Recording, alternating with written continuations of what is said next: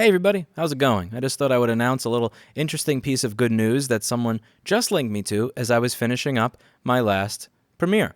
So here it talks about right to repair with regards to farming. Many of you may not be aware of this, but a lot of the same stuff that I talk about that drives us nuts when it comes to servicing Apple products and other similar products actually affects farmers that want to work on their own tractors. This is a big issue with farm equipment because while your MacBook or something like that may cost $1,000 to $6,000, a tractor can cost $250,000 and up. So there's a lot more investment there, and there's a lot more money being thrown away. Also, while a MacBook is a Facebook machine, this is something that's used to actually feed people. So let's get into what this says here. It says Nebraska farmers vote overwhelmingly for right to repair. Yesterday, the Nebraska Farm Bureau voted 176-1 to back right to repair. Now, let's just scroll down to see what it is they're asking for. This legislation or agreement must be enforceable, guarantee farmer repair technicians access to the identical information, parts, and tools that are available to dealerships. These items must be fairly and reasonably priced, taking into account both small and large producers, and be delivered in a timely manner. It must include all OEM equipment, regardless of age, model, or years in use at the time of the effective date. It must differentiate between repair, the restoration or repair of hardware to its original intended function, and illegal modding, modification of original hardware to bypass environmental controls. And 5, not require any agricultural equipment owner to agree to any contract which removes existing rights. Number 4 is a big one because the excuse that the equipment manufacturers will use when they send lobbyists to testify in front of senators and assembly people is that people only want to be able to do this so that they can modify the hardware to bypass environmental controls so that climate change, destruction, scare. And this is them saying, no, we will say clearly in the legislation or in any contract we have with you that there will be a distinction between modifying to screw with the equipment and just making it work again. We're only asking for the ability for the former. And they talk about some of the documentaries that were discussing companies like John Deere that wouldn't give farmers access to what they need to repair the equipment outside the dealerships. Now, admittedly, I don't know much about tractors, I don't know much about the automotive world, and I certainly don't know much about farming. But what I will say is that when I did get to meet several of the farmers that were having these issues when we were testifying on behalf of Right to Repair, a lot of them, when they were discussing it, even though I didn't understand the ins and outs of their particular technical issue, it sounded like a mirror image of what we deal with when it's Apple creates a laptop that uses this one particular charge chip that no other company uses because they modified one internal register so that it'll only communicate with a Mac, and then tells Intersil, hey, you know how you allow other people to buy that chip for every other machine? Don't do that with our product so that when it breaks, people have to spend $1,500 for a new board rather than replace a $5 to $10 chip. Thanks, Intersil. The same type of junk that we deal with is what farmers deal with. And it's funny because I get comments at least 5 to 10 times a week in my comment section saying, Lewis, look what's happening with the farmers. Lewis, look what's happening with the farmers and their tractors. Look at this documentary. I bet you'd really find this interesting to learn about this, Lewis. And what's funny is when they are linking me to this documentary, what most people don't realize unless they look really closely, when you click it and you let it play, wonder who that guy is back there. Who's he? Who's that person over there?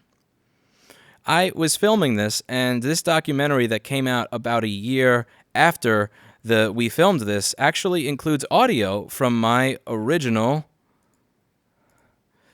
recording. So that is Jess's video camera over there. She always shows up to get a second camera angle because usually the camera angle I get by being close to the audio setup sucks, and I don't trust wireless in these areas with all the interference. But yeah, this was us testifying, and we've been doing this for a very long time before YouTube popularity was even a thing. This video over here, I believe I uploaded when I had something like 6,000, 5,000 subscribers, and yes, that is a very rare image that you will get of me in a suit.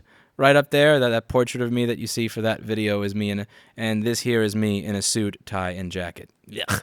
But I have been visiting these, and I make it my personal goal to show up, to every single one of these hearings. I want to meet with the people who were there. I want to discuss their concerns, and I want to, admittedly, only get 2 to 3 minutes to testify at most of these, but I want to make the most of that 2 to 3 minutes so that even if legislation is not passed, I'm able to plant a seed so that they simply consider what we have to say, so that perhaps when there is an opportunity that shows up later, rather than being, what are they talking about? It's, oh yeah, that guy that made a good point. Well, what can we do about this? I show up to every single one of these hearings. I try to speak to as many people as I can who are testifying or concerned in the audience, and I'll stay late every now and then if there's any way that I can clarify something that I was not able to get past in my 3 minutes. And I'll continue to do so in the future. I think that this is an excellent step in the right direction forward. I think it's great to see Right to Repair getting more notoriety, more people talking about it, and more people realizing what's going on.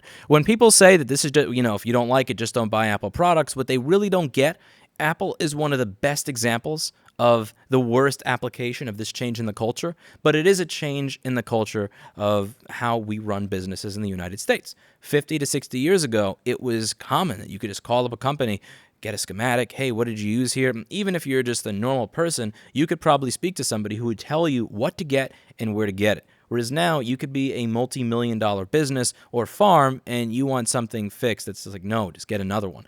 It's something that's happening in every single industry. It's a cultural shift that's occurring. And if you don't push back against it in this area where you may not care, it's going to eventually show up in the areas where you do care. And this is the type of stuff that is going to wind up trickling down into, in my opinion, prices for things like food. I mean, if the people who are preparing your food are spending $250,000 to $1 million on these tools, and they're not able to fix these tools without just getting bent over anytime there's a problem with them, that is going to start hitting you in the wallet when you buy this stuff, and I don't think that's a good thing at all. So let me know what you think in the comments down below, and I really hope to see this progress forward and to see farmers get a better deal. That's it for today, and as always, I hope you learned something. If there are any events available like the one in Nebraska, the one in Boston, the one in Albany, you have my email address, lewis@rossmangroup.com. I may not reply to every email. Don't get salty about it, but I do read them, and if these are available, I'm more than happy to travel and testify if it means educating lawmakers or speaking with them, even if 90% of the time they are half asleep, checking their cell phones and ignoring most of what we have to say. I'll figure out a way to wake them up like I did the last 2 or 3 times that I testified and got to record it. There's always a way. All you got to do, you don't even have to convince them of something. You don't have to show up and be all gung-ho. All you got to do, get them to laugh, get them to pay attention to what you have to say, and if you did that, you got 75% of your job done. So that's it, and see you in the next video.